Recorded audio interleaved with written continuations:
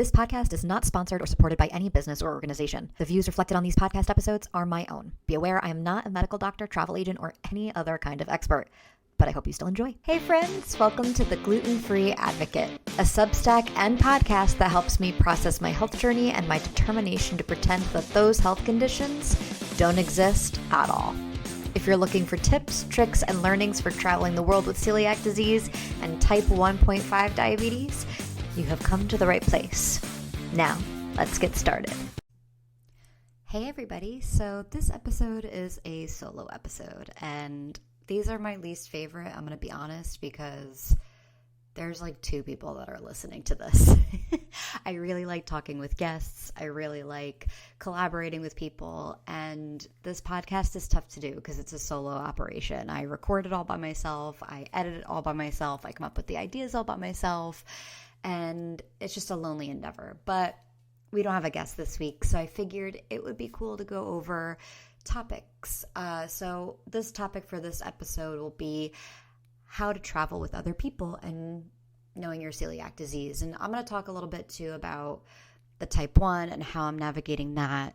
And hopefully that's a prompt for folks to write in and tell me tips and tricks on what they do to communicate with others about their type 1, because I'm still very much learning. I know how to talk about it with the celiac disease and how to educate other people and take them along for the ride, but the type 1, not so much. I'm not so good at that. But, you know, we're going to take this a couple of steps back. If you've been listening to the podcast for a while, you know that I travel solo about 95% of the time. And this year, that's kind of changing a little bit. I'm doing a lot of traveling, which, you know, I've done this amount before, and it's, you know, very crazy and hectic, but I did it solo the last time. And this time I'm traveling a lot with another person and a bunch of other people as well. And I'm going to have to learn how to adjust to other people's needs, which is not something that I'm used to. So this is a therapy session for you and for me, and talking about how to travel with other folks. How do I pick the people that I travel with? How do I prep for that? How do I set good communication rules for myself? And maybe what are the positives of traveling with other people and the positives of traveling solo? So without further ado, here we go. So I think the first step is when you lay out your trips, I know like a year in advance of where I'm going, because I'm crazy. I'm a big planner. I like to know way ahead of schedule. And most people in my life don't like to function that way. They, sorry, just realized I may not have clicked the right microphone. Anyway, like I said, guys, I do this solo.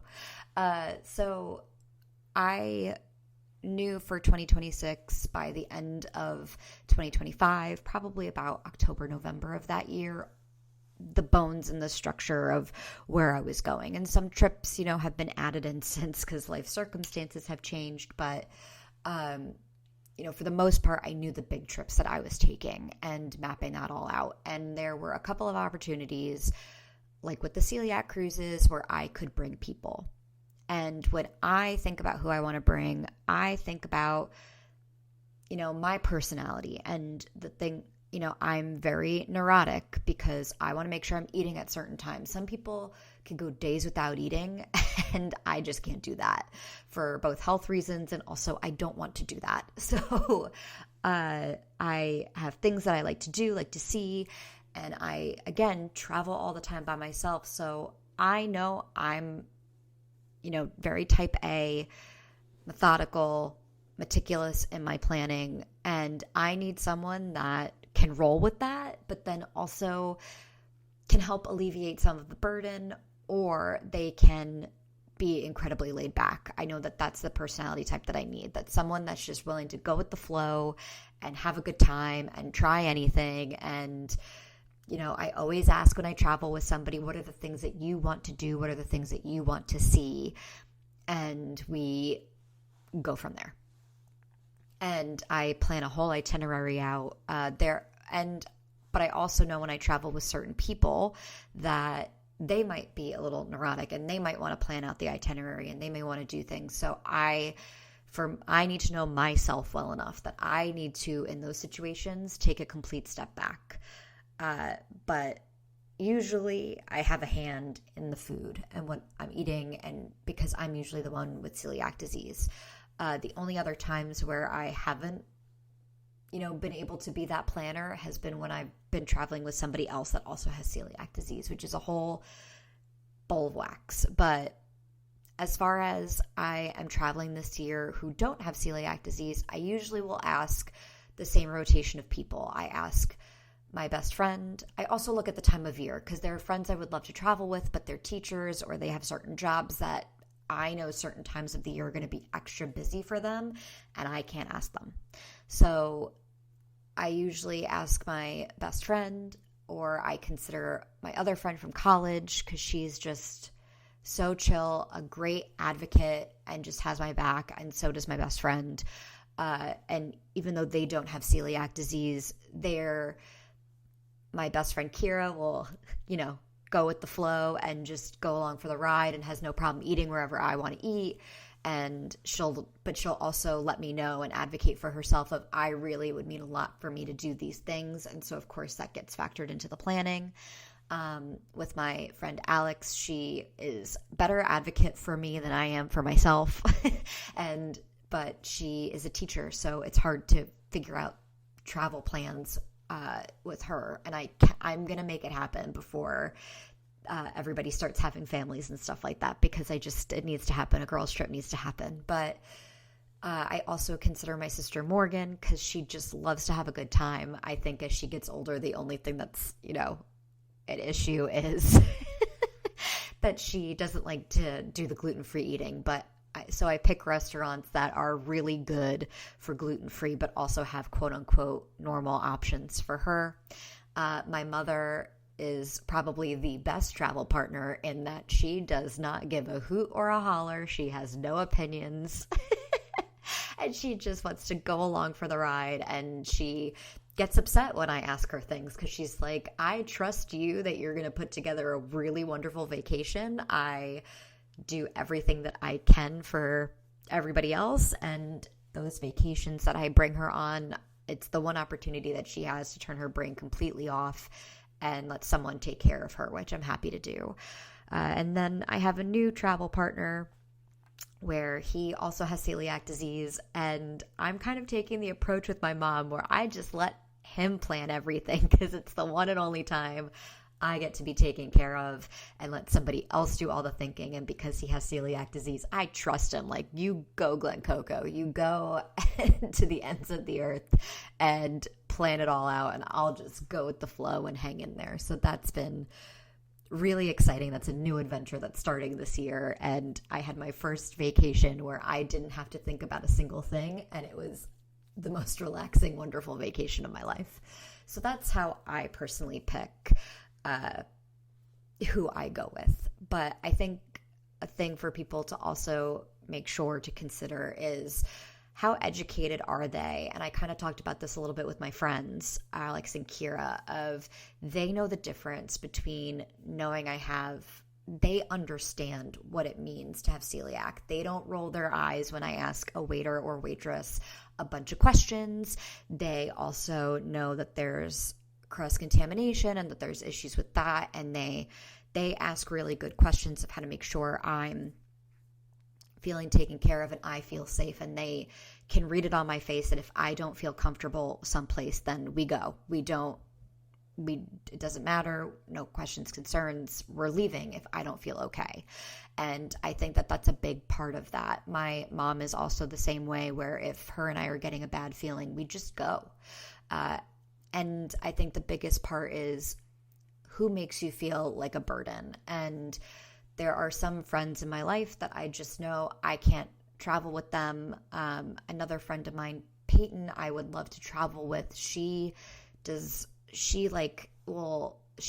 in the service industry, so she also has helped me ask questions a different way of how to talk to folks in the service industry in a terms that they understand, where they are going to care. Not that they don't care, but that makes them perk up a little bit and want to work with you and collaborate you with a little bit more, rather than you're just, a faceless person among a sea of people that they've got to take care of that day. And that's a big, huge part, because I know the mental load. I probably feel like a burden most with certain relatives where they say that they understand. There's a difference between knowing and understanding. So they know I have celiac disease, but they don't know what that means. They don't know how to take my word for it if I don't feel safe, which is interesting because one would feel like your family loves you, and my family does love me, but I think that there's just when they don't choose to interact with it in the way that my friends, they picked to have me in their life, they picked to hang out with me all the time, so therefore it's part of the choice of being around me that they'll come in and be part of my life, and that's part of the education of choosing me as to be in your life. You have to be willing to educate yourself to the best of your ability. And if that's not for you, then we're probably acquaintances. You're not feeling the need to educate yourself on that. And I feel like a lot of family members, you don't choose your family, so they don't have to educate themselves. I know that a lot of family members try, and some people just have a mental block. And I think that's okay. And respecting people, when I talk to teens with celiac disease, I always say, you know how to categorize people really quickly because it's an instinct for your survival. So that way you know, oh, well, that relative, I can't, go to their house and eat the food that they make because they just have a mental block. It's not that they don't care. It's not that they're not trying. It's just that they can only go so far. It's like when someone's trying to teach me anything involved with the sciences, they can explain it to me as much as possible and in as many different ways as possible. I'm still not going to understand it. So for other folks, that's just, they've hit their ceiling, and that's okay. And you just need to know, okay, well, maybe I just don't travel with them, or I don't go out to eat with them. I do other activities with them. So there's that. And also I travel with people that I feel like can handle the emotional toll, because there are times that I get really frustrated when it's really hard to find some place to eat where I do the research ahead of time. And sometimes you can do all the research in the world and you go and show up to a place and they go, no, we no longer do gluten-free. And then you've got to really hike to find that perfect gluten-free meal. Not even perfect, just a gluten-free meal. And you start to feel bad because, you don't want to be the reason that people are having to hike all around town for a meal just to eat. And you feel like you're missing out if you just pick a restaurant and you sit and watch other people eat, and then you have to figure yourself out later. The friends that I mentioned, they don't make me, and the people that I mentioned, my sister and my mom, they don't make me feel that way. They're like, okay, whatever you want, you come first. And sometimes, like my friend Alex, whenever I go visit her, she's like, okay, found these 3 new gluten-free places that you could try. And I love that when people want to take initiative and be like, found this new awesome place. Where do you want to go? Please tell us. We'll go there. So that's amazing and fun. And I love that. So I feel like we've covered enough of how I pick who to go with. So once I've picked that person or I've asked them, there's the prepping and planning of how it all goes. So I'm really good at saying, okay, do you want me to plan it all out? Would that be easier for you? Or tell me, do you want me to just plan out the restaurants? And usually it'll either be I'm planning out all the restaurants or I'm planning everything. Usually I'm just planning everything. And if we've determined that I'm the one that's going to plan the entire itinerary, which I prefer and I'm good with, I ask them for what places they want to see. And I then map out the restaurants that I want to go to. And I map out the route that we're going to take with all of the excursions we want to do based off of the food that we're eating. So the flights navigate that in that same way. It's easier for me. And then, I create a whole Word document. Sometimes if I'm really into it, I create a PowerPoint presentation because I'm really cool like that. And I'll send it off and be like, hey, is this okay with you? And I have every little detail of, are we taking a car? Are we taking a bus? Are we taking a train, a plane, wherever, the times, all of the information, how much things are going to cost. And even sometimes the backup plans, if I'm able to do that, if we're going to a place that allows that to happen.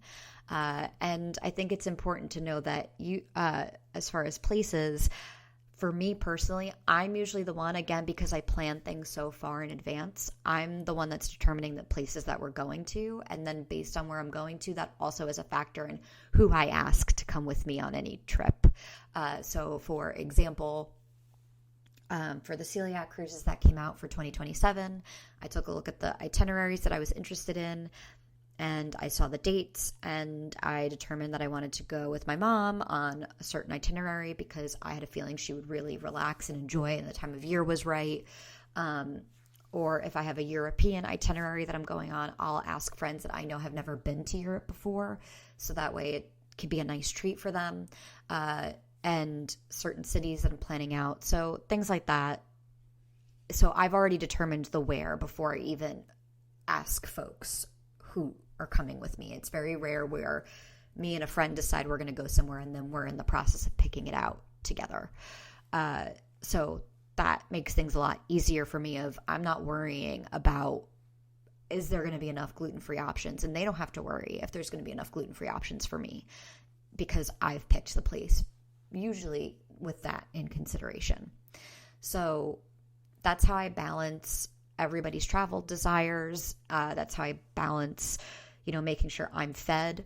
Another thing with the type 1 that has an added element of this, I think it's really important that I always set my boundaries and I'm very clear on the communication before going on a trip. So for example, if I have a purse and I tell anybody that I'm going out with, if I'm leaving the ship, if I'm on a cruise, or if I'm, about to go on a long haul with somebody on a long haul flight or travel, anywhere, I will take them through, okay, well, this is my purse. And in this pocket, you'll find the nasal spray if I pass out. In this pocket, you'll find all my candies. And these are my behaviors that I will exhibit if I go low and likely will not be making sense. So I'm going to need your help. If I'm acting a certain way, I need you to just know where things are and know what to do because I might not be able to communicate effectively to you. And I started off saying it that way so that they know, oh God, I got to pay attention. And then I take them through where everything is in which pockets, and I make it really easy and accessible. So that way when someone is panicked because something is happening, because, humans do really well with stress, they know exactly where to go. It's as easy, or it's just like common sense of let me check the front pockets first.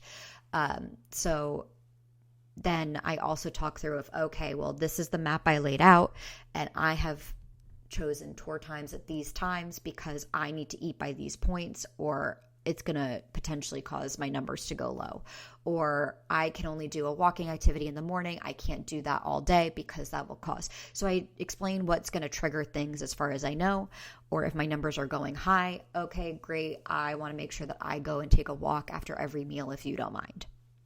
And you could come with me. You don't have to, but that's that. And I also, when I'm just hanging out with friends, I have expressed that my code to them because I don't want anybody to panic. I will just look at them and say, hey, can I have a Coke? And that's their cue of have to help me find something with sugar in it that's going to help me get my numbers back up. So come up with little things.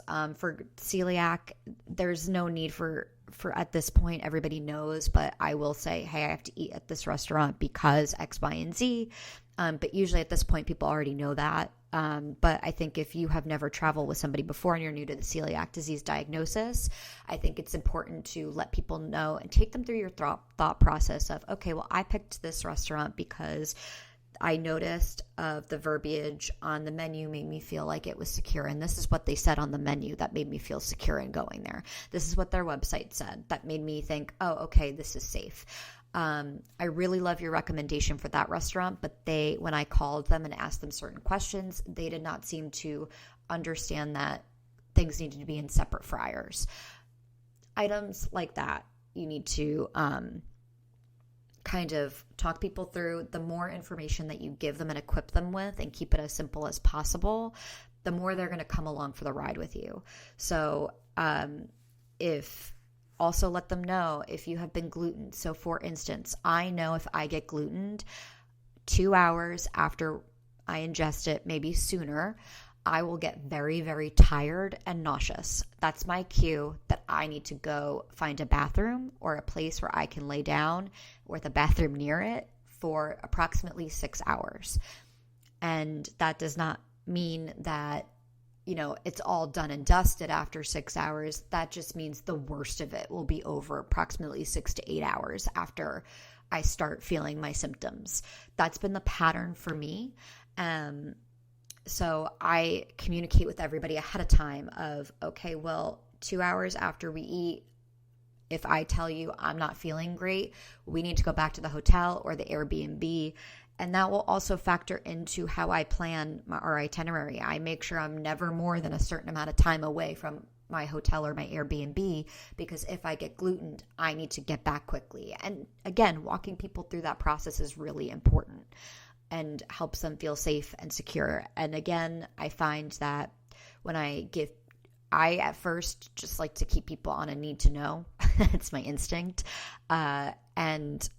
But I've found that when I don't operate that way and I tell them everything and tell them all the thoughts and anxieties going through my head and every little, okay, well then this made me think, X made me go into Y, and this is why I got to Z, that helps people be able to be a better advocate for you. It helps people know how to best support you when you get glutened or when something is happening that they need help, that they need to help you with. So I think all those things are incredibly helpful and lift the burden off your shoulders a little bit. If you are going to go travel and you think someone would be a good personality type, make sure you go out to eat with them a couple of times and at a restaurant locally, just to kind of feel what their, vibe is and how much they're picking up and understanding. And people are going to show you and they're going to ask questions when they're interested, and they let you know right away if they're willing to play ball or not. And I think that, might be a good way to figure out who a good travel partner would be. Because sometimes I've had, partners in the past that I've gone to travel with and they don't even want to try. And I knew that based on they didn't even want to go out to dinner with me because apparently, typing in gluten-free into Google was too difficult for them to find local gluten-free restaurants. So I then know, okay, well, if they don't even want to do that, then they can't take on like a full-on trip with me if they're not going to do the most basic of education for themselves. So, or even do the most basic of research when we're just going to meet up someplace. So I think that's important for folks to be aware of. So hopefully these are all helpful tips and tricks of taking you through my thought process, but don't be afraid to set boundaries. Don't be afraid to communicate with people, and do that all ahead of the trip. That way, you don't have to get frustrated or stressed and no awkward moments happen while you're there and you don't snap, because you guys are going to be tired and exhausted and stressed once you get there, especially on a travel day. And the last thing that you want to have to do is to explain to somebody for the first time of what your needs are. That's probably the worst thing you could do for yourself and for that travel partner. So make sure that you do as much ahead of time as possible. That way, once you're on the trip and you're going, set yourself up for success. And my final topic that I wanted to go through is, what are the benefits of traveling solo and what are the benefits of traveling with people?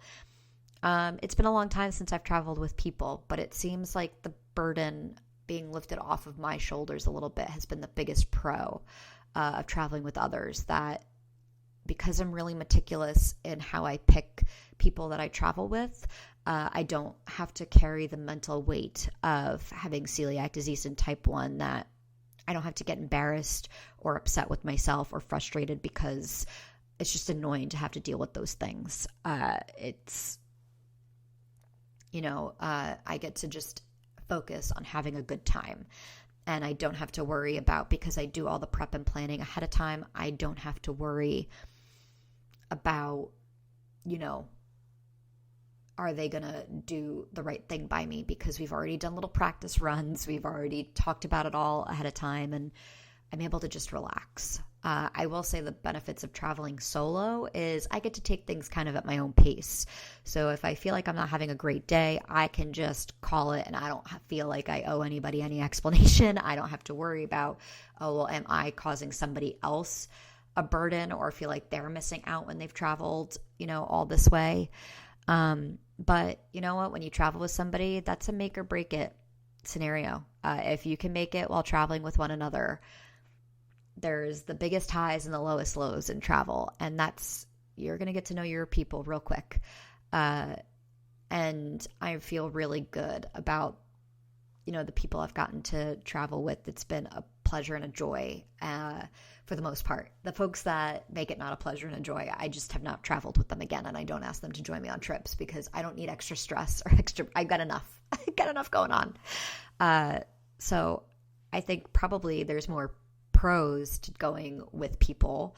I've just been doing it solo for so long that I think this year is going to be an adjustment year of learning how to travel with others. But I also need to make sure, because I know how much I love traveling solo, that I make sure that some trips I just have to myself and I don't ask anybody and I don't worry about anybody. And I'm lucky enough that the people that I do travel with won't get offended if I say, I just want to do this trip on my own. I don't want to include any of y'all. Goodbye, go away. So I feel like that's enough to throw at folks for this week. Hopefully this is helpful to folks that are newly diagnosed with celiac and want to figure out the best way to travel with anybody. And I hope to hear about your travel stories. What have been your best and worst case scenarios? So if you have those, reach out at hieatexplorelove@gmail.com or at the Gluten Free Advocate on social media, and submit questions, comments, any stories. I want to hear them all. Maybe I can read them out on the podcast. All right. Thank you so much, guys. Till next time.